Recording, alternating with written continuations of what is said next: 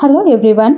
நம்ம இன்னைக்கு பார்க்க இருக்கிறது like normal English with advanced English அப்படின்னு சொல்கிறோம்ல, அதே மாதிரி தான் you are good, you are great அப்படின்னு சொல்லுவோம் இல்லையா?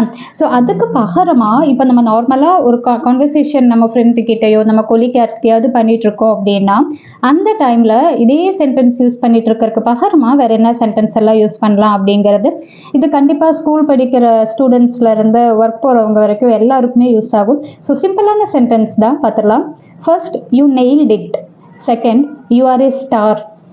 Third, you rock. Fourth, you are awesome. Fifth, you are killing it. Sixth, that was amazing. Next, you have got talent. You are brilliant. Next, you are crushing it.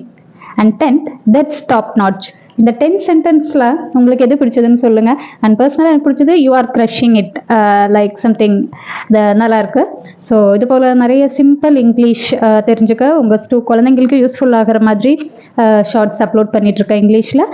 இந்த video shorts உங்களுக்கு யூஸ்ஃபுல்லாக இருந்தால் கண்டிப்பாக நம்ம சேனலில் subscribe பண்ணுங்கள். Educational club. Thank you.